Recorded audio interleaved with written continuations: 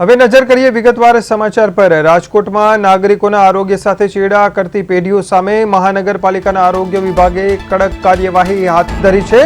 શહેરના પોશ ગણાતા કાલાવડ રોડ પર આવેલી જાણીતી બર્ગર ચેઇન બર્ગર કિંગમાં આરોગ્ય વિભાગે ઓચિંતી તપાસ હાથ ધરી અને અહીંથી એક્સપાયરી ડેટવાળા દૂધનો જથ્થો મળી આવ્યો હતો, જે જથ્થાનો નાશ કરવામાં આવ્યો છે। 72 લીટર જેટલો દૂધનો જથ્થો જે મળ્યો હતો તે એક્સપાયરી ડેટવાળો હતો અને આરોગ્ય વિભાગે આ દૂધનો નાશ કર્યો છે। સાથે સાથે 10,000 રૂપિયાનો દંડ પણ બર્ગર કિંગને ફટકારવામાં આવ્યો છે। આ સાથે સાથે શહેરના અન્ય વિસ્તારોમાં પણ આરોગ્ય વિભાગ દ્વારા ચેકિંગ કરવામાં આવ્યું, જેમાં લાયસન્સ વગર ધંધો કરતા 4 એકમોને પણ નોટિસ ફટકારવામાં આવી છે।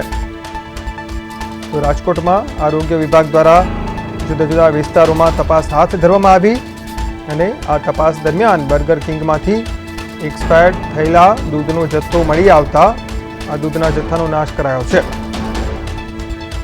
આ અંગે વધુ વાત કરીએ અમારા સંવાદદાતા ધનંજય સોનેચા સાથે। ધનંજય, રાજકોટ આરોગ્ય વિભાગની જુદા જુદા ધંધાર્થીઓ પર ચેકિંગ અને બર્ગર કિંગ સામે કાર્યવાહી, શું વિગતો સામે આવી છે? જી સચિન, જે રીતે વાત કરવામાં આવે છે લોકોના આરોગ્ય સાથે જે લોકો ચેડા કરતા હોય છે તેને લઈને છે રાજકોટ મહાનગરપાલિકાનું આરોગ્ય વિભાગ છે તે ફૂડ સેફ્ટી મામલે છે તે એક્શન મોડમાં આવ્યું છે।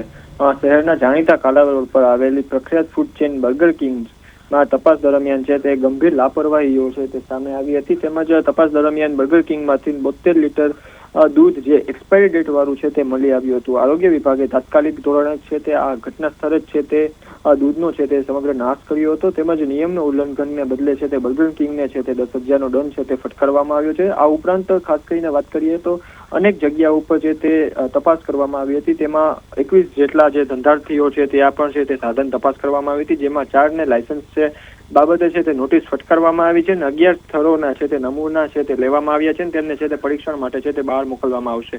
આ ભેળસેળિયાઓ કાર્યવાહીથી ભેળસેળિયાઓ તત્વો સામે છે તે ફફડાટ ફેલાયો છે, પરંતુ રાજકોટમાં અનેક વખત છે તે આરોગ્ય વિભાગથી દ્વારા છે તે આવી ફૂડ ચેકિંગ છે તે હાથ ધરવામાં આવતું હોય છે। ક્યાંક ને ક્યાંક કંઈક ને કંઈક અનેક વસ્તુઓ છે તે મળી આવતી હોય છે, ત્યારે જ્યારે આવા તત્વો છે ત્યારે ભેળસેળ તત્વો છે ત્યારે તેમાં હાલ અત્યારે છે તે ફફડાટનો માહોલ ફેલાયો છે। જી સચિન। જી ધનંજય, આભાર માહિતી બદલ। તો રાજકોટનું આરોગ્ય વિભાગ એક્શનમાં આવ્યું છે, જુદા જુદા વિસ્તારોમાં ખાણીપીણીના ધંધાર્થીઓને ત્યાં ચેકિંગ હાથ ધર્યું।